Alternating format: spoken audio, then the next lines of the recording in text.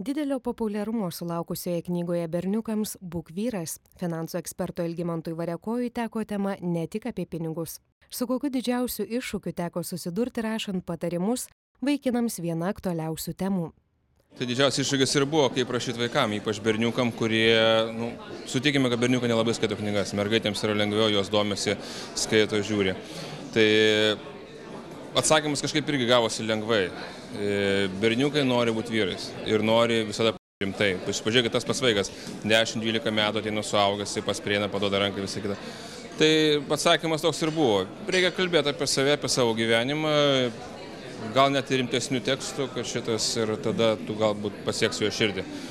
Tai ir kitas dalykas, aišku, suvokimas yra tame, kad aš nemanau, kad labai daug tų berniukų perskaitys tą knygą. Bet statistika gyvenime yra tokia, kad tik 3% vaikų ar ten paauglių turi savo kūrė planus ateities, ką jie veiks gyvenime, ką visą kitą. Ir visiškai dėsningai yra, kad tie 3% turi ir pinigų, ir pasisekimą, ir visą kitą. Tai jinai skirta tiems 3%, tikėkime, gal 5 ir 10%, kurie pasieks kažką daugiau gyvenime. Koks vyras be pinigų, klausiama knygoje Būk vyras. Kokį atsakymą vaikinams savo skyriuje pateikė garsus finansų ekspertas. Manęs parašė parašyti apie pinigus, apie investavimą. Ir tikrai susidūriau su tam tikra problema, kad, kai šnekės su profesionalai tos srities, tu kalbė apie tą repo sandorius, obligacijas, išvestinės finansinės priemonės, visą kitą.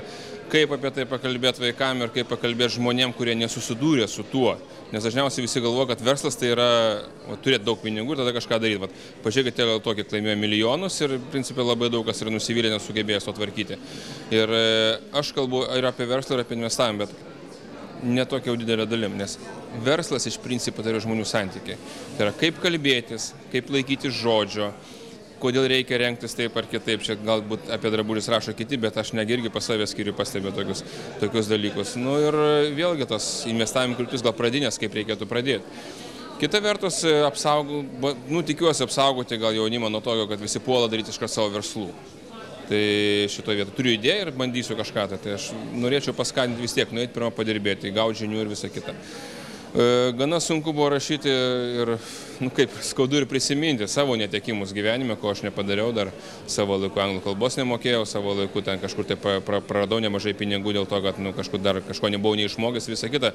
Galbūt ant savo patirties, kuris, sakyčiau, mano patys gal jau sėkmingo tokio verslininko šiai dienai, bet tas sėkmingas verslininkas, prasnus verslininkas yra daugiausia kliauzių pridaręs, kad jie gal iš mano klaidų kažką tai išmoks, bent jau paskatins juos mokytis.